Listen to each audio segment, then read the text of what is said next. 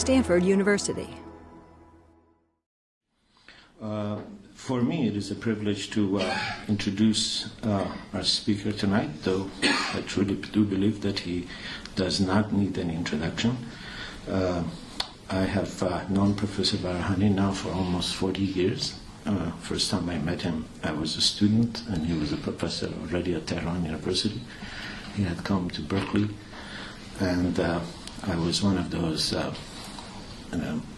stupid Maoists who thought if the world should be either in our color, or if it's not in our color, then it is not color, no color at all. And but we had a very difficult time with Professor Baraheni. He was not our color of Marxism, but he was getting things done and getting them more done than all of us almost combined together. He was making it to the Congress of the United States. He was testifying for Congress. He was getting his work published, Crowned Cannibals, by Random House. So it was a difficult dilemma.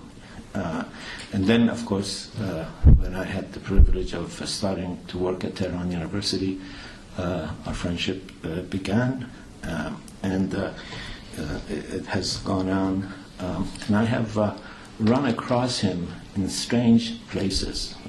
I was telling him last night. The first night I was in Comité Mushtarak Kharabkari. It wasn't Zed Kharabkari, it was Comité Mushtarak Kharabkari.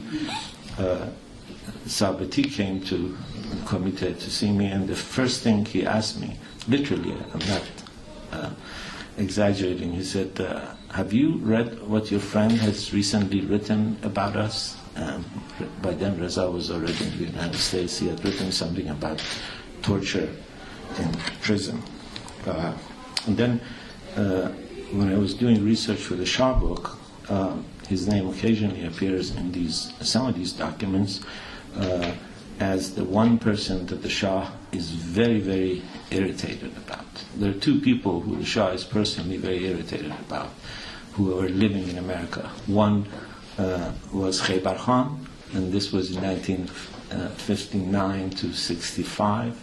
And the other one was Reza Baraheni. He keeps asking the embassy, why can't you shut this guy up? Why is he appearing before the Congress if you don't mean to undermine my authority? I think it's far from hyperbole to say that he is really one of the most prolific, most influential public intellectuals and artists of his generation. He has written and translated more than 60 books, a couple of hundred articles at least. Nobody is counting, but I think it's way above a couple of hundred. And they span the field of everything from poetry to literary criticism, work of fiction to literary theory, from Shakespeare and Kundera to Nizami and Bayhaqi. He's also relentlessly, I think, not just an artist, but a public intellectual who has defended the right of artists, and he has also defended relentlessly the right of his fellow Turkish-speaking citizens of Iran to speak their native tongue in their private domains and in their schools. His work has been translated into a dozen languages. Some of his novels that have never been published in Persian have been translated and very well received in France, one of the most, if not the most respectable publishing houses in France for fiction. Fayard has been publishing his still unpublished in Persian work, trilogy. So he comes with a remarkable collection of works, creative works, works of scholarship, and it is with all of this in mind and his personal kindness to me throughout these years that I welcome him to our campus. Professor Baraheni.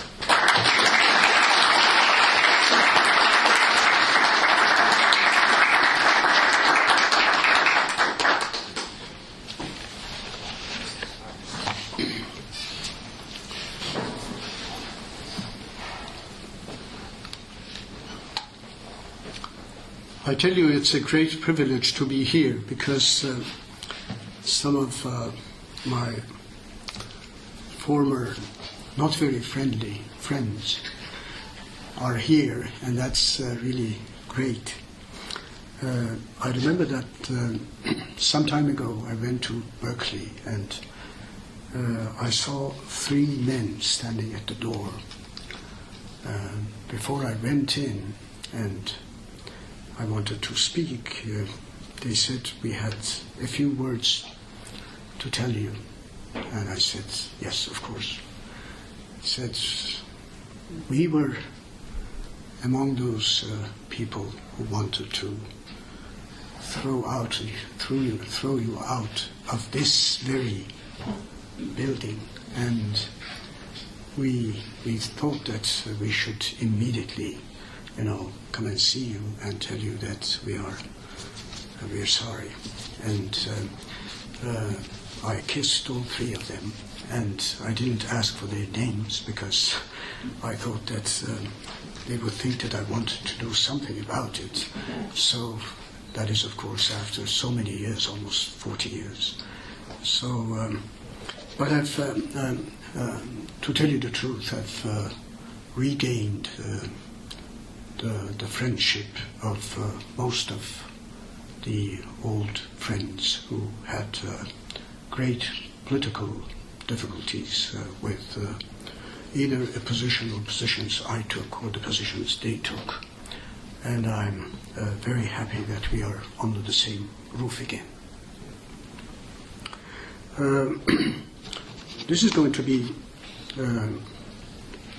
a talk in English, although all of us know Persian. Some of us know my mother tongue too, that is Turkish.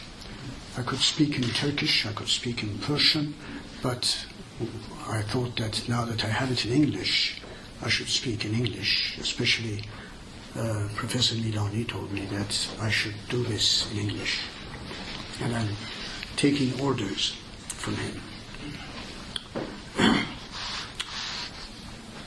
In this paper, I'm dealing with 3 archaeologies: the Iranian monarchy, Islam, and the Enlightenment. There are 3 different clocks. You may not believe it, but I believe when it comes to the understanding of literature, in my mind, without making any value judgment, the 3, do I have the right? Yes.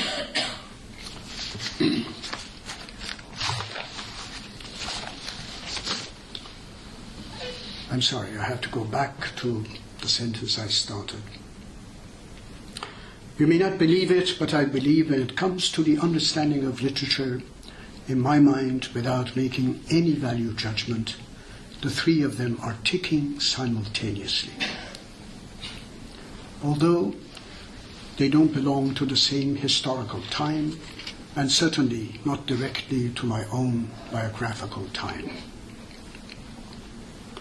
Therefore, I'm equally conscious of a 4th clock, my mind.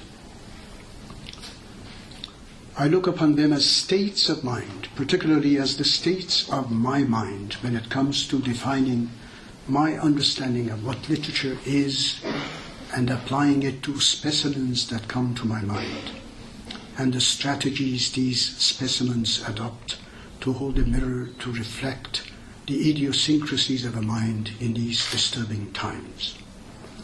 You will see that I read Cyrus as literature.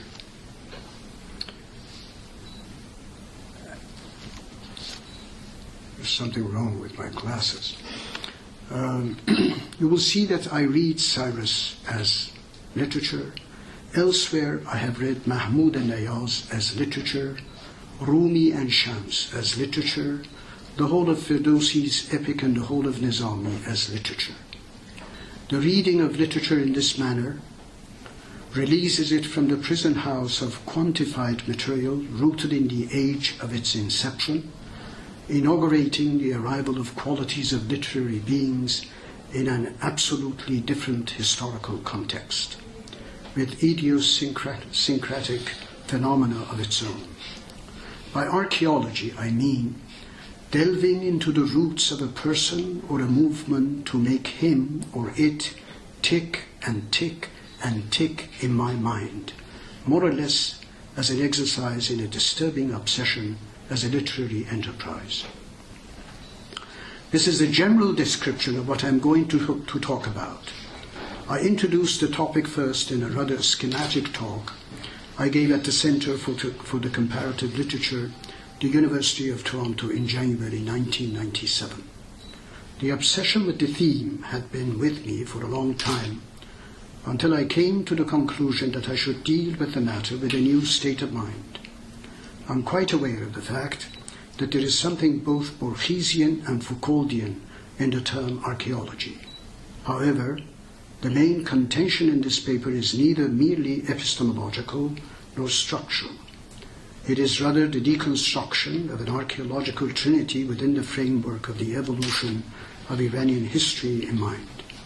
Since its glorious inception more than 25 centuries ago to its vainglorious Islamic presence of today.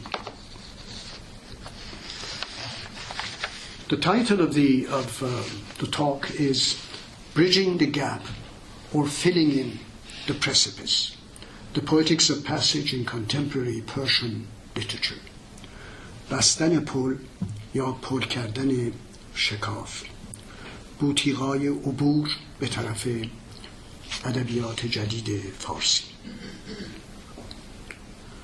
In order to define the gap or the precipice in the Iranian context, I would like to give you a realistic example of the respect we generally pay to a leader whom we have always admired. He died fighting a bloody war thousands of miles away from both where he was born and where he is buried now. And suppose we were standing facing the tomb and hoping he would hear that the least we could tell him was that he created a country on the vast expanse of which we all lived, never forgetting, even for a single day, that we were indebted to him for having founded it. What we forget, almost collectively, is that it would have been utterly impossible for him to have a head on his corpse, because if we believe in the several meager pages of history dealing with the period, he was beheaded in a distant land, along with some of his generals in the aftermath of the defeat. It would equally be utterly impossible for him to have had a body, because not only the dead rotted, but simply disappeared in flesh, especially when killed by their enemies thousands of miles away. So no one could fathom how a headless body survived the calamities of the journey back home by a defeated, leaderless army. We pay our respects without recognizing whether there is a whole body buried there or nothing but an armful of scattered, irreconcilable bones. Naturally devoid of the capacity of being erected to the shape of an ordinary skeleton, at least to determine whether he was short, tall, or of medium height. And what a grotesque and simultaneously subdued imagination generations of this nation must have had, bowing to their knees before this handful of dust, and what an irony of historical magnitude it must sound now that another king, surrounded by a dozen other kings and world leaders, stood before this tomb just a few decades ago, screaming at the top of his voice, "Cyrus, you sleep in peace, we are awake." And what an irony that this last king would be making his hurried exit in only a few years, before a turbaned exile from the outskirts of a city by the desert returned home via Paris, sending 2,500 years of crown down the gutters of history, only to open a bizarre page in a paradoxical postmodern age, the first victims of which in a few years would be the youth who stood on guard for him to arrive, who disarmed all the garrisons, who arrested all the generals, the high officials, and secret agents of the supposed heir to Cyrus, sending them all down the same gutters. 2. If this is history, you should see what it did to literature. But before we embark on a discussion of literature, we should turn a part of that history into the actual fiction it was. We are not trying to recycle dead history into living fiction. What we are saying is that great upheavals remind us that either you cannot do justice to them without fictionalizing them, or the centrifugal capacity of fiction replaces in literary significance the centripetal capacity of poetry, and by doing so, suddenly the media of writing, both poetry and prose, have to undergo full transformation. In the ancient world, when the novel did not exist, either reality or rumor, and more than anything else, stories of birth and death of historical figures replaced oral fiction, finding their way into history. In my mind, the story of the life and death of Cyrus is as great a drama as the life and departure of Oedipus. By admitting this, I'm not saying that we forgot to turn Cyrus into a literary figure, and before it was too late, we should go ahead and do it. No.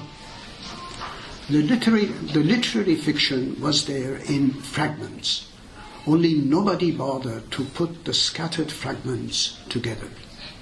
Our feelings of admiration and gratitude, quite understandable, are accompanied by a rich regimen of forgetfulness in connection with how he died. In a battle zone, thousands of miles away from where he's buried now, he killed the son of a woman, a queen, and the queen in turn took a solemn oath that she would capture and kill the killer, which was what she actually did, if I remember my reading of ancient history correctly. Contradictions rush to mind. How do we comprehend and explain it? We know we are perfectly justified in paying our respects to Cyrus, because there are so many noble deeds attributed to him in his time: the release of the Jews from captivity in Babylon, and the writing of the first Declaration of Human Rights, a worthy precedent for the declaration of the same title approved by the United Nations 25 centuries later. We are getting closer to my idea of the Poetics of Passage, the great gap in time existing between the mysterious birth of our hero and the great story of the fall of our hero in a distant land. It seems as if the future hero had determined his extraordinary birth, as if he were born in a particular way after he had been killed. Had he been an ordinary man, no one would have bothered to tell the story of his life or death. Or maybe the story of his birth was granted a mythical dimension because of the extraordinary events of his life after he grew up to become what he came to be. Hence, the immense job of projecting some of the more important moments of his life onto the screen of a solid framework. However, we have just told you in a nutshell the story of Cyrus's death, without actually accounting as to how he was born. In this, we are actually following a fictional process, or rather, the path of fictionalizing history, or even an ordinary event. Take, for instance, the beginning of one of the greatest novels of the world. In fact, one that started British fiction on its passage to glory. None other than Henry Fielding's Tom Jones. No one knew at first who the parents of the main hero, Tom Jones, were. Mr. Allworthy, a landlord, finds the baby around his bed and decides to bring him up as his son, only to find out years later that the boy was his own sister's illegitimate son. What I'm trying to get at is that the literary device of postponement that determines the end from the beginning, and we forget the beginning right at the beginning and proceed with the text to the end, until the literary device of revelation, with additional postponements in the middle, tears the structure to pieces, and the bloody conflict delivers us the structure of mythological infanticide. The grandfather trying to kill his grandson, or the father, Rustam in Ferdowsi's Epic of Kings, killing his own son, Sohrab, and handing victory to Iranians, rather than the neighboring Turanians.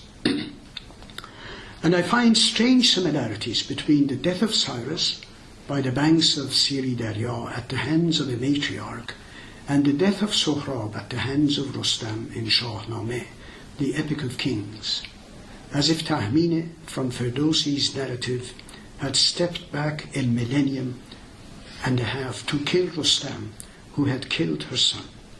And what a strange coincidence, bringing the gap in a reversed fashion between epic and history.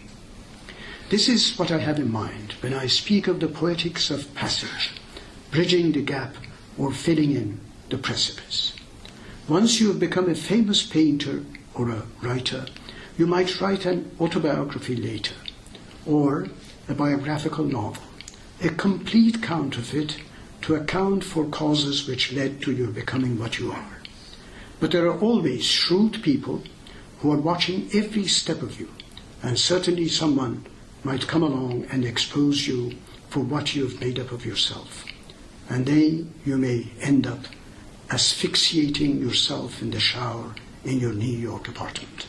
You know that a friend of mine, Jerzy Kosinski, actually killed himself in that way just because the painted bird was a plagiarism rather than a genuine novel of his. The Painted Bird is a very beautiful book. Sanaz, my wife, translated the book into Persian. You may have seen it. But it is one of the most important novels, and it won him a very important award. Somebody came from East Europe and exposed him, and he went to the shower and he opened the gas and killed himself. He was a very good friend of mine, and also a person who was extremely protective of the plight of writers all over the world. I was in prison, in the Shah's prison, when I was given a letter signed by Jerzy Kosinski, and the interrogator asked me who he was, and I told him that he was just a famous writer and the head of the American pen, and I saw that he had defended me, and he had asked for my release, and he did so many things for the Iranian political prisoners. It was unfortunate that he killed himself, but of course, at the same time, it was unfortunate that he stole a whole story and published it under his name, and he won the National Book Award for that book. So, to go back to what I was saying, this is the irony of history. This is what I have in mind when I speak of the poetics of passage, bridging the gap or filling in the precipice. So we go on, and we find one mother giving birth to Cyrus, another killing him. The first, his own mother; the second, the mother of the hero of another nation, killed by Cyrus.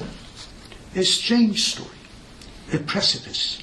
Sometimes the quality of the death of the hero determines the episode of his birth. His mother, Mandana, the daughter of the king of Medes, speaks of a dream she had when she was pregnant, saying that a tree grew in her womb, spreading its branches all over the ancient world. The grandfather, fearing that the crown might pass from the Medes to the Achaemenians, since Mandana's husband was a general from the second tribe, decided that the child should disappear. So when the baby was born, it was taken away by the king's minister and handed to a shepherd to get rid of him. And the shepherd, for his personal reasons, did not kill the child, and the child grew to become Cyrus. How miraculous and novelistic the story of the birth and death of great historical characters turn out to be, once you have added a pinch of irony into it. This was how the Persian Empire was born. But this is just a version of the poetics of passage, bridging the gap or filling the precipice which had been in the process of opening its jaws long before such dream justifications could be applied to reality. Fiction, art, and all other forms of myth address this cosmic space of passage. When we look behind us or below us, the elusive precipice has opened its threatening jaws. A mother gave birth to Cyrus, another under very difficult conditions. Cyrus had the son of another mother beheaded. This mother had Cyrus himself beheaded. What goes around comes around. On the living pages of history we dream with the dead. Don't we in fiction? We may ask. We have seen how so many historical fathers killed their own sons or blinded them, and the aftermath of the Islamic Revolution of 1979 was the bloodiest scene of infanticide history had ever seen. This is the first phase of the archaeology of our consciousness, stretched in spite of all the tremors it suffered for 25 centuries, and in spite of the downfall of monarchy to the present day. As we move forward in history, we step back to further archaeologize our history. No wonder that even after the downfall of monarchy, we are still trying to understand and report it. Contemporary Iranian fiction, in spite of the downfall of monarchy itself, draws upon this archaeology, whether consciously or unconsciously, in spite of the tyrannical censorship of the present regime, because fiction has its own mechanisms of subterfuge, because in it not everything is written consciously, and sometimes the written word betrays the intentions of the writer by laying bare of the unintended and even the deliberately hidden crevices of the imagination. In certain cases of writing, contemporary fiction is the generic dictation of archaeology. If this is the beginning of a phase of history, almost 2,500 years ago, let us take a flight, bridge the gap as fast as we can, and arrive where we should be. We should certainly be aware of the fact that sometimes the precipice seems to be so far away that we can hardly be conscious of it when we experience it, or become conscious of it years later, particularly when we feel that right on top of a mountain, the distance between us and the headlong fall had been only a flimsy brick or branch, and we owe our survival of a general catastrophe almost to nothing. However, the difference is so immense that the words that follow would not have existed if we had not survived the vital moment. I went in my mind through the alleys I had been in and out of many times. I went back. I had to find my friends, but I could not. I kept going from this alley to the next, reaching nowhere. I went through a small square. There was an open door right across from me. It was a huge door with 2 or 3 dogs prowling before the open door. There was a man sitting by the door, breathing heavily. The open door was that of a mosque. Would you let me go in there and rest a bit? He raised his head, and I could not see his face. I could only see the slight glimmer of his eyes. Go and lie down and rest, he said. I went in. There were so many people resting. Had they also lost their way? I looked for a space to lie down.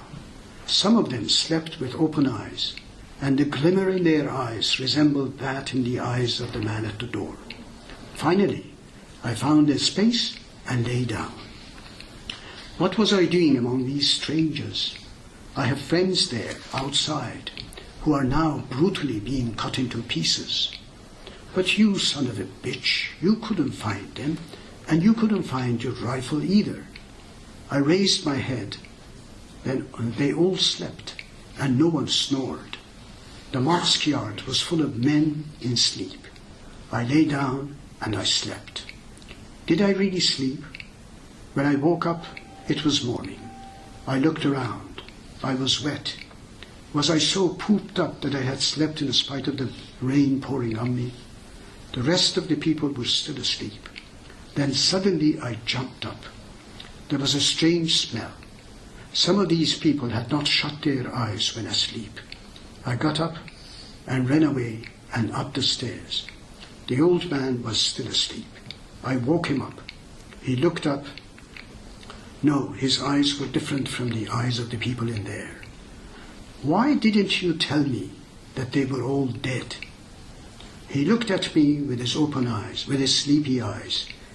Did you ask me whether they were dead or alive? You wanted a place to rest and I gave it to you. But you should have told me. You should have told me. And I went back and stood on top of the stairs. They were all dead. So I had slept the first few hours of the first day of the new era among the dead. And in the morning, I had arisen from among the dead. Maybe my entire past had disappeared, and I had opened my eyes in a new era. Although the above lines coming from the novel The Mysteries of My Land sound fictional, even nightmarish, I assure you they are not. They are absolutely real. And although in the novel it is Hossein Mirza, a major character of the novel, who goes through the tortuous night, it is as real as you look at me and see me, and I look at you and see you. Sometimes reality is so fictional that no fiction can compete with it. Archaeology deals with the dead, the revival of the dead in fiction. And there comes a time when you write pages after pages of the lives of the dead. Our graveyards are our museums. 3. In a brief biographical sketch of Ayatollah Khomeini, if I remember correctly, written by his son and published after the father's death, there is a remark made by another Ayatollah, Khomeini's older brother, that when they were children and they were performing some kind of a story game in the neighborhood, Khomeini always wanted to be the king of the game. In Persian miniatures, I have noticed there are 3 characters, 2 of them, the prince and his mistress, generally young and beautiful, with the 3rd person, apparently a steward, standing absolutely ready to be of service, once the prince simply beckons to him. Just imagine this 3rd person moving in the 2nd miniature, an inch towards the center, and the 2 couple moving just a half an inch towards the other corner. Now try to have 7 of them, and when you look at the 7th miniature, you see only the shadows of the prince and his mistress in the opposite corner, with the servant crowning himself in the middle as the prince. This, I believe, is the structure of the dynasties of kings and rulers, replacing each other throughout Iranian history. A former subordinate in the court, cunningly working his way to the seat of ultimate power, kicking the previous dynasty out. It is difficult to say whether there is any truth to the story in the case of Khomeini, but certainly there was hardly any Iranian king who held the kind of absolute power he did. It is true that the war with Iraq killed thousands of people on both sides, but it is also true that Khomeini did not start the war. However, with the war going on, Khomeini killed more people in the prisons than the 2 preceding dynasties, the Qajars and the Pahlavis put together. At first, it seemed he was trying to get rid of the Shah's people, the ministers, the generals, the lackeys, the torturers of the old regime. But he surprised everyone by turning around and getting rid of the members of the same militant groups who had actually taken up arms against the old regime and forced the Shah's army to surrender to Khomeini himself. An Oriental despot to the core of his being, as if blown onto contemporary pages of Iranian history from time immemorial. He heeded no one's advice. He appeared to have decided to eradicate not only the monarchy, but also those who had been against it under banners other than his version of Islam.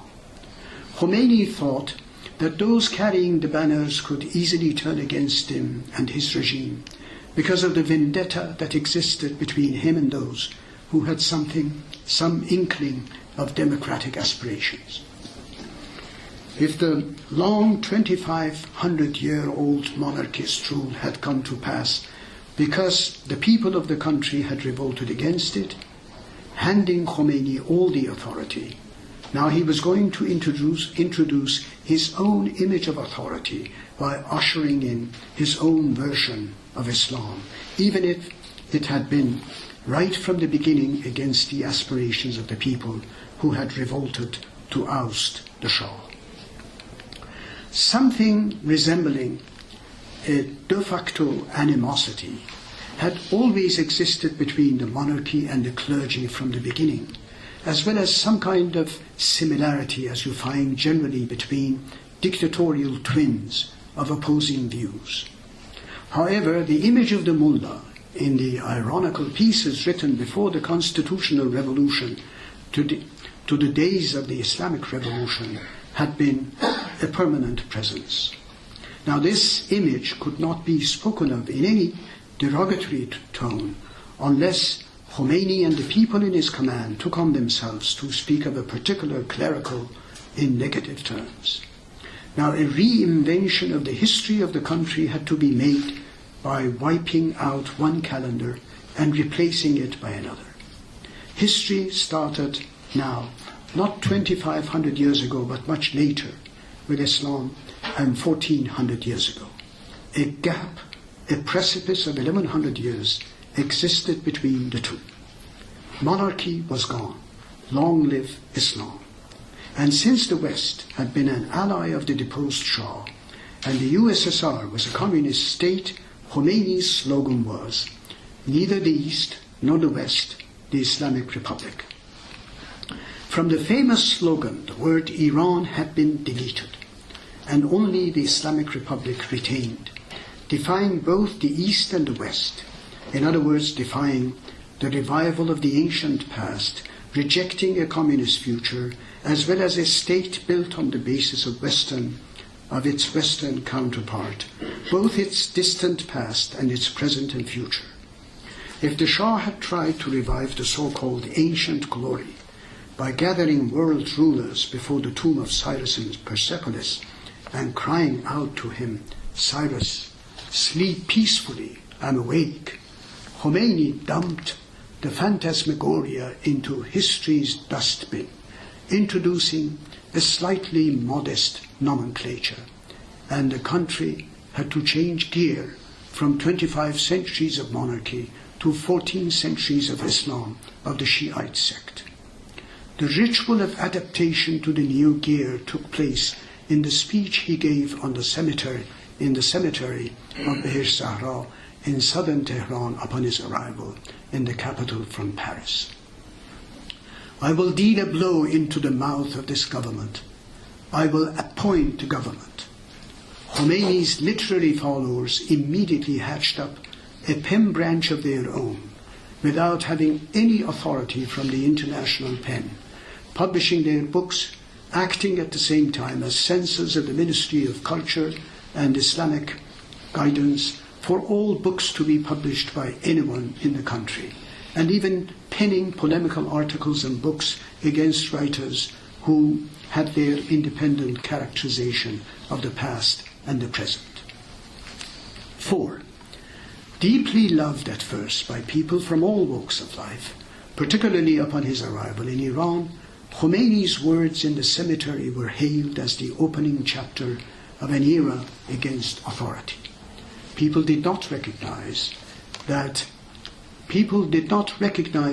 I at first, because it seemed to be addressing itself to the authority of the then Prime Minister appointed by the Shah, that is, Dr. Shahpur Bakhtiar, who fled the country to be assassinated later by a terrorist of the Islamic regime. But that eye was a phenomenon, absolutely vivid, without any signs of religious or divine obfuscation, arrived almost from nowhere, openly declaring its claims, leaving no room for the imagination of the listener to be dubious concerning what he was being told and what he was expected to do.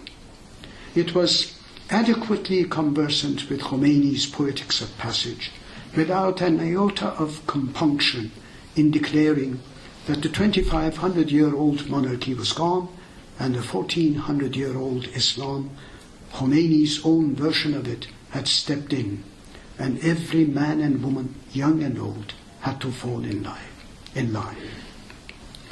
He was the reincarnation of a major fictional character every serious writer would have loved to portray.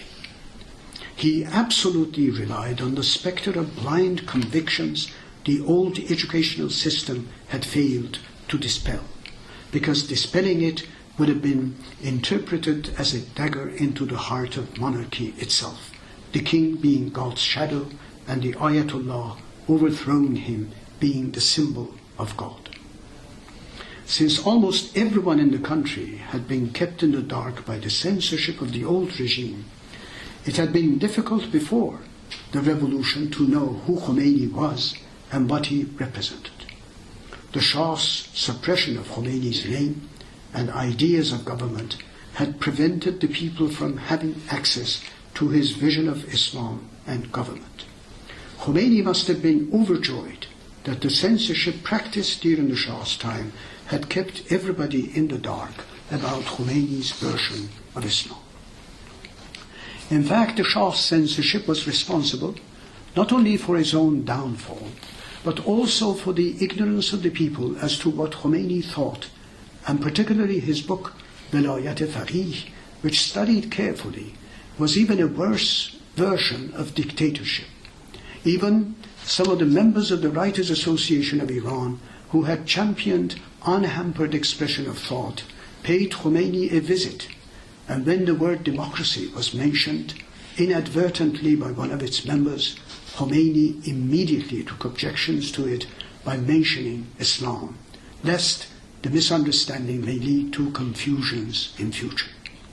In a matter of months, a new Islamic jargon was introduced into Persian language almost in every walk of life, and Friday prayer leaders in Tehran and the provinces, when addressing their clientele, held a rifle firmly in their hand, signifying absolute readiness of the leader as well as the people to defend Islam.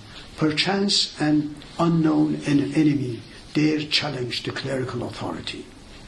What Iranian literature required was a Rabelaisian phantasmagoria in order to account for what was taking place. First in the political arena, then almost in every walk of life, censorship reached unprecedented levels, and Islamic rituals, some of them unpracticed for centuries in Iran, were introduced to the lives of people at schools, the universities, and government departments. An unbearable regimentation practiced to levels of revolting repetition and exhaustion. What a phenomenon for contemporary literature to watch, to live through it, to suffer all its burdens, find a language for all its infernal and labyrinthine strategies, and to pass judgment on them by risking suppression of every single word of it, and even by paying with one's own life. 5. If this period of our passage to the contemporary world, an archaeological ghost by the name of monarchy, had imposed its so-called glory upon the constitutional revolution of more than a century ago, now the 12 Imamate version of Islam had to be imposed upon the new constitution. In both of these versions, we deal with a real memory gap. Rules in the contemporary world, because we dealt with a real memory gap, because monarchy, apart from its archaeology, had to go after a certain set of rules in the contemporary world, adopting itself to requirements absolutely antagonistic to its very essence, but badly needed for the country. Islam, however, introduced an archaeology, the adaptation to which was extremely cumbersome. However, in the minds of the people of the country, there was an unconscious ping-pong between the first archaeology and the second, with the utterly troubling idiosyncrasy of the state that there was no East nor West, and there were only the rules of the Shiite version of Islam, which seemed to be 100 times more removed from the contemporary world than the old laws under the constitutional monarchy, in spite of the latter's having been relinquished to a formality with the court setting all the rules. In the new system, as long as one was not caught doing something against religion and against the dictatorship of the religious authority, all other things were permissible. However, just as in the case of monarchy, it had been impossible to stop the march of history, partly because there had been on the surface adherence to some rules of modernity. In the new religious era, there seemed to be total misunderstanding between what the mullahs were saying and what the people had wanted for their country. If it had taken centuries for the people to alienate themselves from the monarchy, it took only a few short decades for them to open an unbridgeable gap between themselves and the state apparatus. The combination of the experience of two archaeological forces, the first monarchist and the second Islamic, and the great yearning among the intellectuals, writers, poets, filmmakers, and all the other artists for conveying of the present plight into the fabric of their works led most of them towards a deeper study of another archaeology, that of modernity itself. Every student, teacher, almost anyone educated, wanted to understand what were the roots of the Enlightenment and secularism, and how democratic movements were advanced in the West and other parts of the world. I cannot go into the detail of accounting for everything that contributed to the rise of the movement towards the new democratic movement. But it is quite clear from what is happening that two generations joined together in raising the consciousness as well as projecting its objectives, because secularism was not a matter of discussion in books, but a matter to be learned as well on the streets, the prisons, the under-the-table books, tapes at home, and 1,000 other means of approaching the right secular path in spite of 1,000 hurdles. Since the concept was created somewhere else, so many years ago in so many countries, one had to take the present-day experience of Iranians and project it to a world screen and open a dialogue. This is the third gap, the third precipice. Do we fill in the gap or build a bridge on it in spite of the insurmountable obstacles the government policies erected to battle the advance of history in the direction of democracy? Literature played and keeps playing almost an unprecedented role in overcoming these obstacles. 6. Poetry, not fiction, was considered to be the main literary device of Persian literature, and even some of the great stories were written in verse rather than in prose, the great examples being Ferdowsi's The Book of Kings, Nizami's narrative Khamseh, made up of several narratives, each the length of a novel, and Rumi's Mathnavi, one of the most readable collections of religious, mystical, and didactic stories. Fiction in the Western sense of the word entered Iran, as did drama, through the constitutional revolution. But it took some time for it to get established as a genuine genre, and nearly from the beginning it moved in two different directions, realistic or modern, with the writers sometimes experimenting with both schools of writing. Although there were exceptionally unique specimens of fiction written even before World War II, it seemed, however, that its progress depended on a greater universal view of fiction.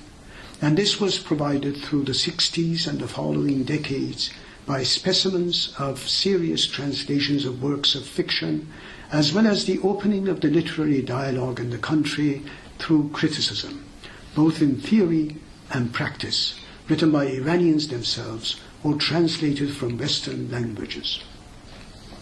But the great impetus for the writing of fiction was the preparation for the revolution itself and its aftermath, the war with Iraq, with bodies of the victims arriving in every city and village of the country, with rituals held for the dead and the lost. Add to this the escalation of repression that filled the prisons of the country, with the unleashing of torture, execution, and the nightmare of further violations of basic human rights, basic rights of the population almost everywhere.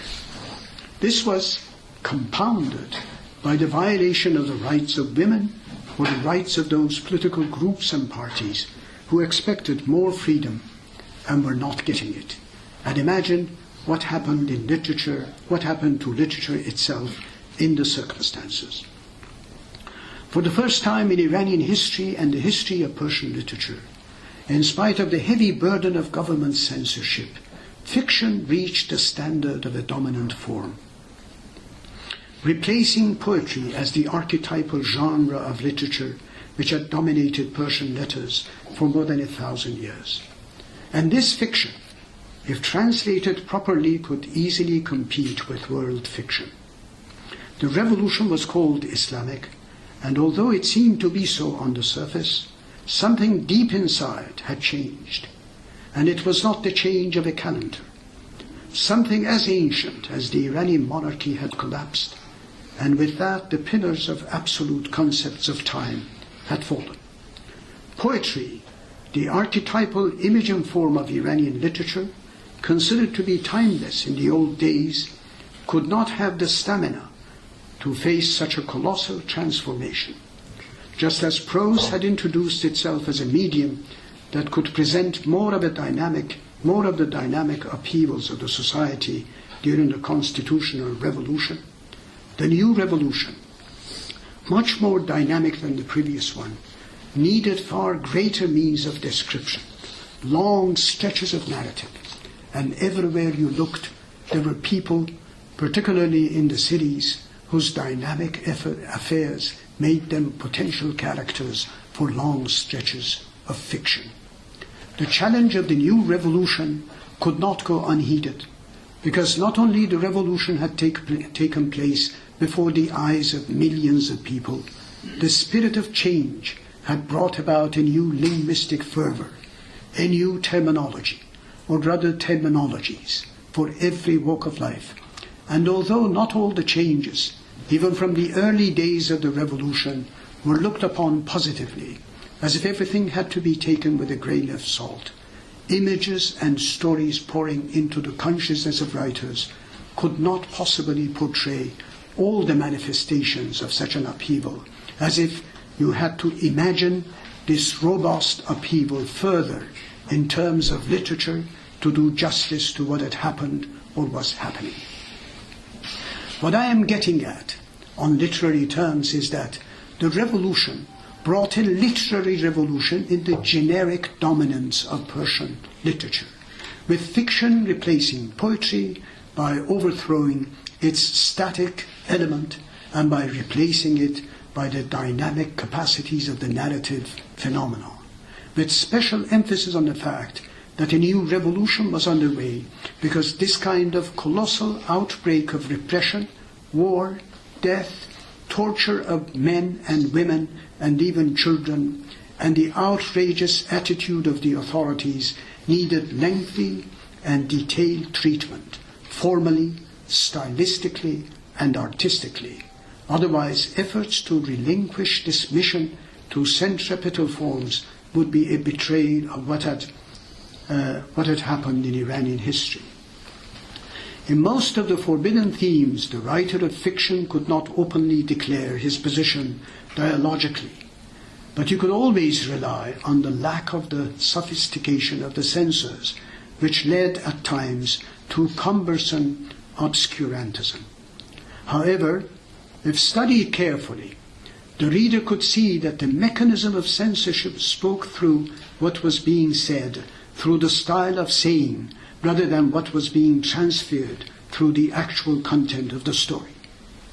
A short, unpublished story was shown to me once by a young writer whose character, looking for a place to sleep in a cold winter night in Tehran, notices a seemingly warm light coming out of a door in the distance. He hurries towards it, finding as he approaches that it is the open door of a mosque.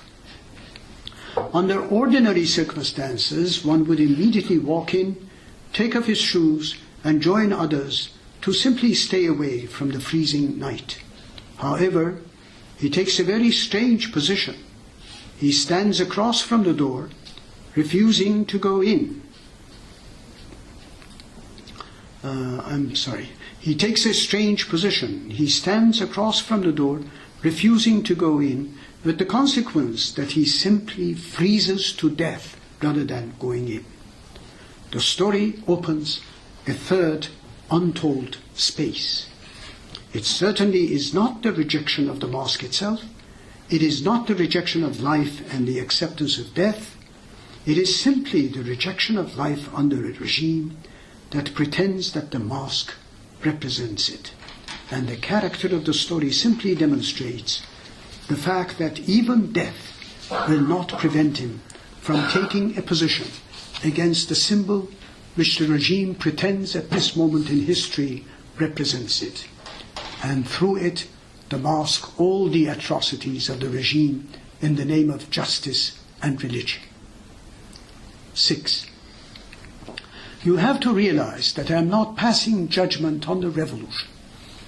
For that you may see my writings about it, or the positions I've taken. I've hardly seen translations of Persian fiction in good English. But I may be wrong because I've only seen a few of them. They're either too academic or semi-literate in English. I've been very fortunate with the translation of my fiction into French, 6 novels, almost 3,000 pages published by Fayard. I think the effort to translate Persian works into English in this country should be kept away from some of the Near and Middle Eastern centers. Unfortunately, most translators don't know how to handle the object language because they lack training in English literature, and the person who knows ordinary Persian and lacks literary education in Persian literature should not pose as a capable person to report to the person who has the mastery of English. We need literary people to do the job of literature. Any serious translation of a literary work requires not only the mastery of both languages, but also a perfect knowledge of the literature of those languages. I've seen articles published in English by people who can hardly read Persian or have knowledge of handling literary terminology. Just as I should not volunteer to interfere with the work of social scientists or psychologists, I would not want them to interfere in the artistic performance of a literary work unless they prove that their literary abilities are a match for their engagement in a literary expertise. 7, and it's I think the last one. It is unfortunate that the genuine literature of the post-revolutionary Iran has not been brought to the attention of the American audience. No period of the literary history of the last 100 years has been as productive as the last 30 years. In spite of the crippling effects of the censorship, the serial killing of dissident Iranian writers, and the consistent pattern of forced departure of so many genuine writers and poets from the country. We know that it is not only peaceful periods that produce great literature. It is, rather, great periods of contradictions, the overlapping of spiritual, moral, religious, and political tremors, dislocations, collective derangements, wars, mass murders committed in the name of faith, a religion falsely promoted to the non-ethics of murder, and magnetic constriction of contradictory tendencies that offer themselves as the subject matter of great literature, deciding its languages, forms and styles, and finding manners of telling the whole story without pretending that the story at hand deserved actually the telling or the styles of the telling. The underground teaching of Persian and world literature, the underground training of the young generation of writers and poets who later took the banner of Persian literature on their shoulders and produced great literature, the translation machine of Iran's translators in literature, literary criticism and theory, in spite of the political and religious censorship, the plight of which has pushed many a writer and poet to poverty, imprisonment, and exile. Yes, all of these create a fervor, an energy, almost an underground and collective genius for maneuvering under hardships by the writer, the publisher, the critic, and the reviewer. There is not a single report in the US about the workshops created in Tehran to train the young generation of Iranian writers in extremely difficult conditions. Most of these young writers, among them a great number of women, are the pride of the literary society of the country. It is not only a peaceful time of prosperity and democracy that produces great literature. Self-serving efforts have completely concealed the phenomenon which once brought to the attention of the world will speak for the underground training of the young generation, particularly women who wrote and published some of the best fiction and poetry of the country. Since the universities were not ready to do the job, all the major works of Derrida, Cixous, Kristeva, Bakhtin, and many other forerunners of world theory and literature were spontaneously translated and explained almost mot à mot to volunteers who sometimes traveled from the provinces to attend the workshop in Tehran. When you are forced out of the university, you turn your home to a university, and then you help those people in that society with all your might and main to flourish and publish. Genuine movements in a country suffocating under repression are first produced by getting together and improvising methods of struggle against the literature of vulgar propaganda imposed upon that country by the rogue regime. All genuine literature in an oppressive country is underground, but only seasoned fighters for freedom would know how to manage to bring the underground to the view and review of the overground, and to effect genuine change. Sometimes dissent is not within the framework of what you say, but how you say it. And the explaining of this how is more important than what you are going to say, because first you've got to master the mechanism of saying so that you will be able to say what you want to say. 8. In his introduction to the translation of Derrida's book-length article on Ellen Cixous, Martin McQuillan uses a quotation by Derrida, which I would like to bring to your attention, and then end up with observations by saying a few words about its thesis, if applied to the Iranian situation. And this is what I quote: "I will call the unconditional university, or the university without condition," this is Derrida speaking, "the principal right to say everything, whether it be under the heading of a fiction and the experiment of knowledge, and the right to say it publicly, to publish it. The reference to public space will remain the link that affiliates the new humanities to the age of enlightenment. It distinguishes the university institution from other institutions founded on the right or the duty to say everything. For example, religious confession and even psychoanalytic free association. But it is also what fundamentally links the university, and above all the humanities, to what is called literature, in the European and modern sense of the term, as the right to say everything publicly, or to keep it secret, if only in the form of fiction." That's the end of quote. What happens when a country has had no unconditional university, or the university without condition? Derrida moves on to another space, the public space, which will remain the link that affiliates the new humanities to the age of enlightenment. What happens when a country has had no age of enlightenment and no public space? Then he links it to the phenomenon of university, and above all, the humanities to literature. And then he links it to literature as the right to say everything publicly. One immediately gets into all kinds of contradictions when this is applied to the University of Tehran, especially the Faculty of Letters, and from there to saying everything publicly. But the problem is that one is not going back to the age of enlightenment or the adaptation to this system or any other Western ways of thinking, because the Western age of enlightenment went through so many zigzags and ups and downs to reach us that in the long run we had to come up at any given opportunity in our recent history with a different version of it. I would like to say that the system for the enlightened minds of Iranian professors at the University of Tehran, Iran's oldest and most important university, was somewhat different. We went on a diet of uneven and combined development.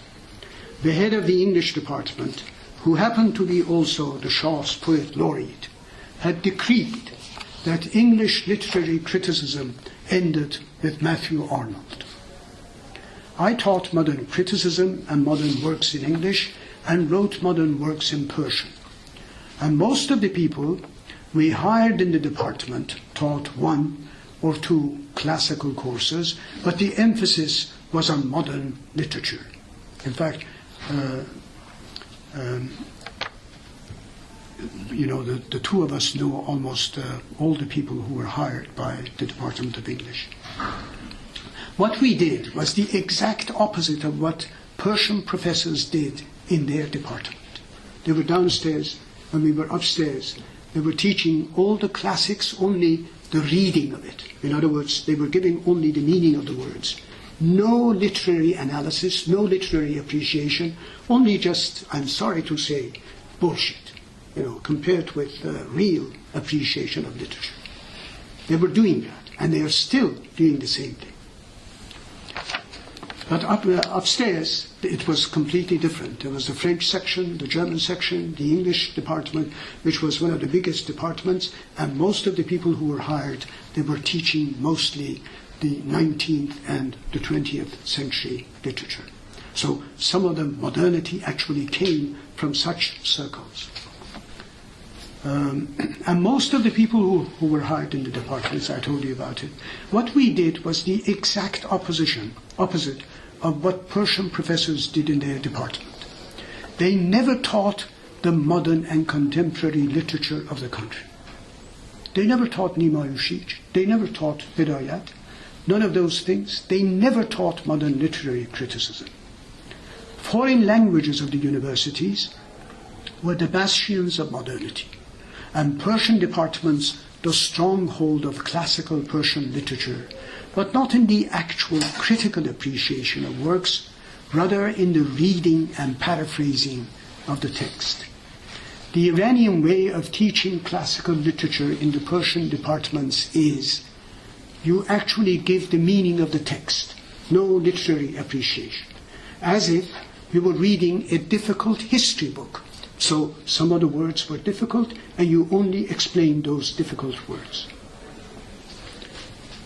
They never taught the modern and contemporary literature of the country. Foreign languages of the university were the bastions. I told you about it. What I did in the mid-60s was to take the case of literary criticism to the public sphere, publishing articles on a weekly basis, both in theory and practical criticism.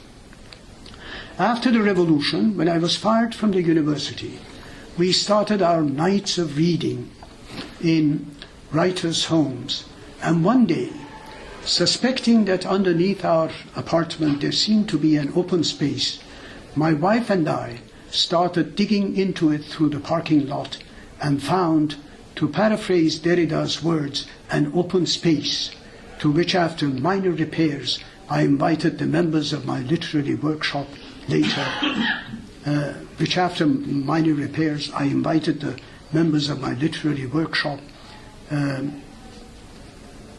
later to be called in the press as Basement Workshop.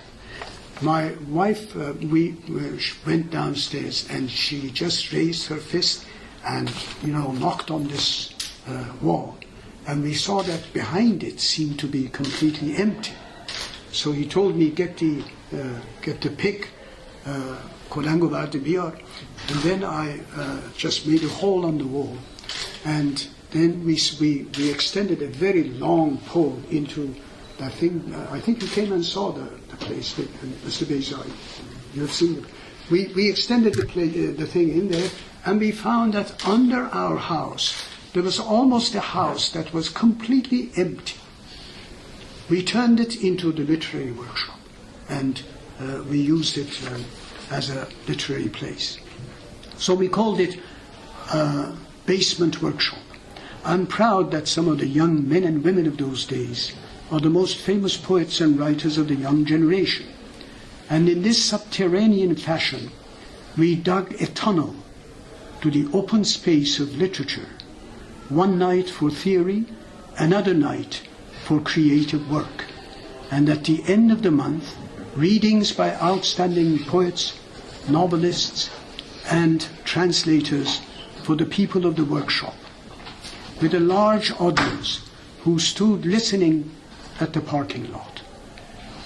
And one night I invited my friend Manucher Badi'i to the workshop, and he gave the audience a reading of 30 pages of his translation of Joyce's Ulysses in Persian, a book which has been waiting for a permit by the Iranian government for more than 15 years to see the light of the day in Persian language. A minor contribution to Poetics of Passage, bridging the gap or filling in the precipice. Thank you.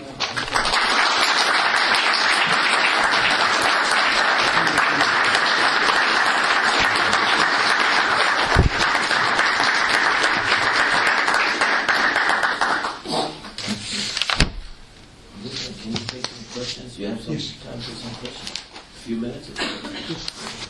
Any questions?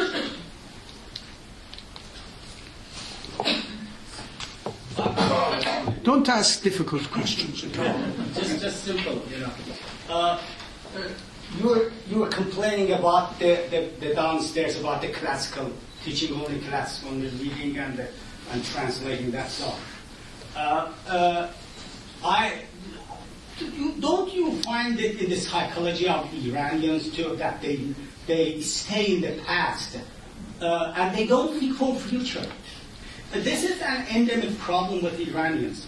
I really appreciate you bridging all the gaps of 25 years, 2,500 years of history, and just fictionalizing them some, historical facts.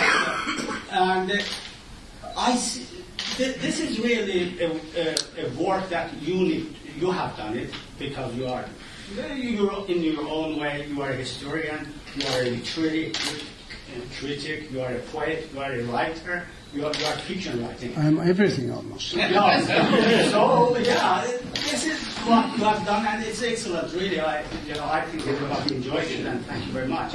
But there are the issues with Iranian culture. One is, living in the past and creating myth. For example, I give you an example. For example, we don't know really who was Khayyam.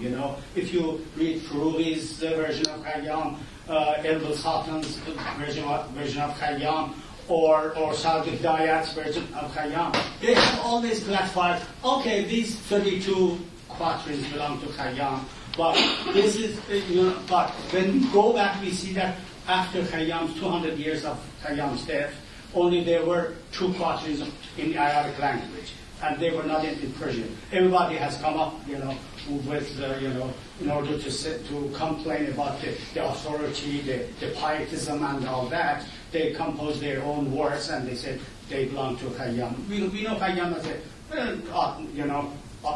astronomer or what scientist, whatever. They have worked on that aspect of Khayyam a lot. You're a mathematician. I just wanted to know if I would ask do we have anything with the endemic problem of living in the past, creating myth? Khayyam are two people. We have two Khayyams over there. A mythical Khayyam, a real Khayyam. And this is with everyone in the history. Let me just say that what I was trying to do in this paper, because your question is extremely general and everybody could respond to it. I was trying to say that we are, at this present time, we're living with three different times. One of those times is the time of Iranian history. So I wanted to show that Cyrus, the appeal of Cyrus to the present generation, is that there's something fictional in it. It's more or less like great fiction. You take the end of the life and then you go back to the beginning, and this is what generally happens in literature. So what I want to say is that is one arc, that's one past, and the knowing of that past has been one of the obsessions of our generations. Everybody has told us that it exists, and somehow we read it, and the whole world also says that we are one of the ancient civilizations of the world, and why not know it? That's one. That's why we go back and revive it, in order to say that we are not just this person who's lived 70 years or 50 years. We are a completely different species of human beings. The second, of course, is, after all, you've seen, it has come, it has taken over. You see, it's for the first time in almost 1,000 years, it has actually raised its banner above our heads, and it says, I exist and you don't exist, you should exist exactly like I exist. That is Khomeini. Okay? And he's come. There's a reason for his coming. Otherwise, it would have been impossible for him to come. That is what practical history is. We were always idealizing history. He didn't idealize it. He realized it. He created it. We goofed. We were always after subjective, beautiful things. I am still after those things. But the fact is that he's done this, and he's come, and I'm responsible for his being there because I did not discuss him in the past. That's all. I feel that all of us should have this kind of almost bad conscience that we did not discuss Islam with rational approach, and we did not discuss what he was doing. We did not get the books. We did not read them. We did not go to Qom to find out. Two people went to see Khomeini, two intellectuals. The first one was Naderpur, because he wrote a poem criticizing the situation in Qom. And Khomeini, in those days, he was not a significant person, in fact, because the poem was written even before 1960, before the 60s. So Khomeini told someone, tell this poet to come and see me. And then Naderpur goes and sees Khomeini. He's the first intellectual who's seen. I was told by Dr. Inayat that he went and saw Khomeini. And of course, in those days, Khomeini was not an important character. So he went and saw him, and he said, now that this is the case, and you're quite right. See, I wish I had the poem and I could read it to you. It's a very short poem, and you can find it in any collection of Naderpur's poetry. Om Shahre. He said, and Khomeini said, why don't you do something to correct it? He told Naderpur. And Naderpur has, Dr. Enayat told me about it because he knew that Naderpur had gone to see Khomeini. The second person who went to see Khomeini was Al Ahmad. And he's spoken on the TV, Khomeini actually, when Shams Al Ahmad went to see him, he told Shams that your brother came to see me and he gave me Gharb Zadegi, and he said, in Ghuzabalat avardam khidmatun. Parts of it, of course, was really Ghuzabalat. And he gave it to him, and then there isn't any kind of intellectual response to what happened, in Qom or in the other places. Not that we should have paid attention in this manner, okay? But the thing is that we simply thought that they were not going to make a comeback. See, there isn't a single writing in all the works of the social scientists, in all the works of the literary people, that Islam is coming back. There is certainly Shariati, but Shariati, if he had lived, he would have been killed, because Khomeini had always been against Shariati. Okay?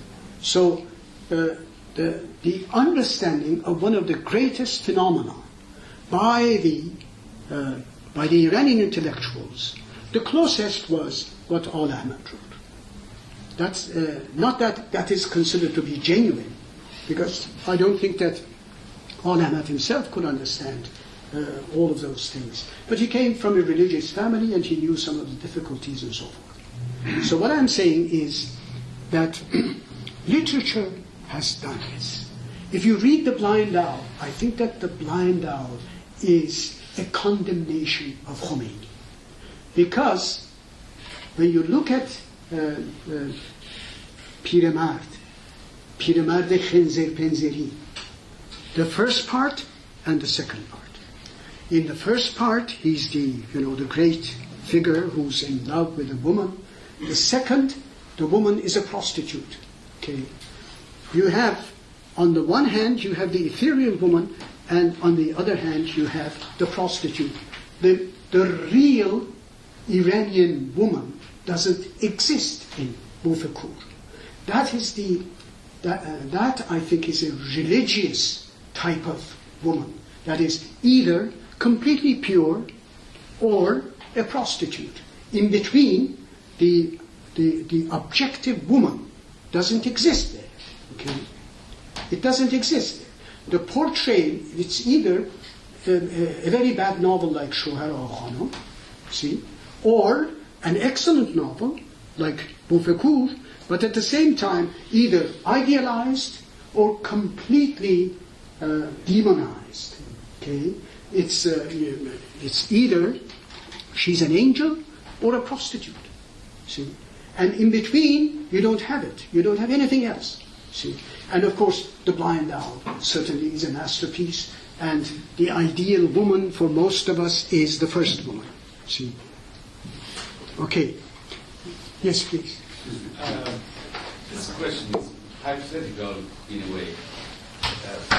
Almost 40 years ago, I purchased a book in this country in English called God's Shadow, or Zillallah. It was great. And I'm just wondering if you wanted to create or to write another book about Khomeini today, the severity of criticism probably in the book, comparing to that book about Khomeini, how would it be? And what would be the title if you choose a title? I think the title would be the same. Because Zillullah was stolen from religion. And the Shah, Sa'i Khuda, actually Sa'i Khuda was someone else. That's Khomeini. He had taken it away, and he came and took it away from him. So this has actually taken place. So I personally predicted that Khomeini was coming, and I wrote God's Shadow. See, it's there. Frankly, when I went, I was taken almost in the second imprisonment, I was taken into the same cells first. I had not seen Evin. During the Shah's time, I was not taken to Evin. I stayed, in the, Comité Mushtarak Zinde Kharabkari. Most of you have suffered some of the things. He just told you that. But the problem is that the prison. I didn't write the prison poems again, because God's Shadow could only be republished, and it would be the same thing. And it was actually the same people, the same rooms. You see, it was actually the same rooms, and one of the great things that happened. There was an interrogator, and the interrogator asked me to do something for him, and I said, "What is it?" He said, "My wife is a student at the university." He was a torturer. And he asked me, "Could you write, not this time, but last time, during the Shah's time, that would you do something about her thesis?" I said, "What do you want me to do?" The first thing, I wanted was to get in touch with my, with home. I said, "Well, you can ask my wife to send some books, and I will sit down and write something about it." He said, "No, the subject has already been chosen," and he gave me the subject, and I sat down and wrote the thesis of this torturer's wife and gave it to him. But that man, he was in charge of burning people's bodies, as a part of torture. You see, he was extremely handsome. You see, but at the same time, now he's got a restaurant in Tehran. You see, in other words, these stories can be studied, by writers to find out what kind of people are these people. You see, I remember my own. I've never been a kind of active politician. I've never had, people don't know me as a person who's a political person. Politics in literature, yes. But when it comes to, and politics in discussion, yes. But when it comes to political writing, there's only one book I've written. What happened in the Iranian revolution and what will happen, see. And that was Tiri ve Tariki. But the thing is that they turn you into something completely different. They think that you are a political creature and nothing else. So nobody cares. And then out of this there is your mind. See, it turns into hell. If you have the imagination of a writer, which I think, at least, even if I may not have succeeded in putting that imagination into writing, I have that imagination. I'm obsessive, I should say. You are always in fear. You're always creating some kind of courage in yourself so that you will face the calamities of interrogation, torture, and all of those things. You see, because they don't always threaten you. They threaten your daughter. They threaten your wife. In other words, they tell you that this is what will happen. All of those things take place. So your mind, even if you write something else and not about torture, not about the political prisoners and so forth, your mind is there, a completely different thing after you've gone to prison. After you've suffered either torture or psychological torture, which is worse than physical torture. So you're always dealing with a particular situation. I'm sorry, I got off the... Yes? Sorry, you will excuse my English language, but I try to say it in English. through your speech, you said that the censorship during the Shah deprived people of Iran of knowing about Khomeini. Maybe this is true for the farmers and the illiterate and the workers or those people that they are not associated with books and university professors and the intellect communities, the large communities. I believe this is our intellect is committed something, with the lack of words, I would say crime, when you say that they don't know about Islam, they don't know about Khomeini, and I believe they didn't know. Do you agree with me that is the intellectual people, from the writers, poets,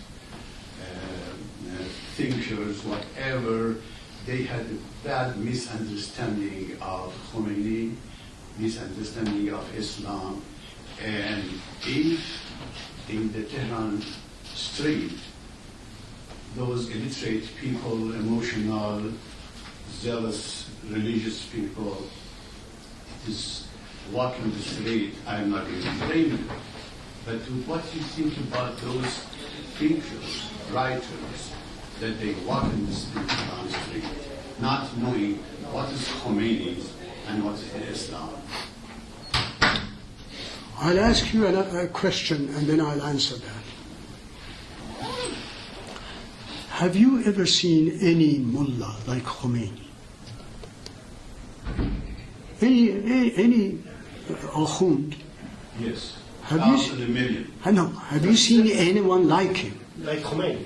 Like Khomeini? It's everyone. Now, everyone they've killed? Everyone of it. Everyone has killed? Every akhund has killed? No. It is when you don't, if you stick with Khomeini, you don't know the philosophy and the Islam as the religions behind Khomeini. You see, Khomeini, he represents the philosophy, he represents the history. Yes. It is, if not Khomeini, it would be another one. Can be Khamenei. I think Khomeini. Reza Baraheni. I think Khomeini is a phenomenon for itself. I have, I agree with you that this Khomeini is phenomenon if we don't understand the Islam. I'm sorry, we have time for one more question.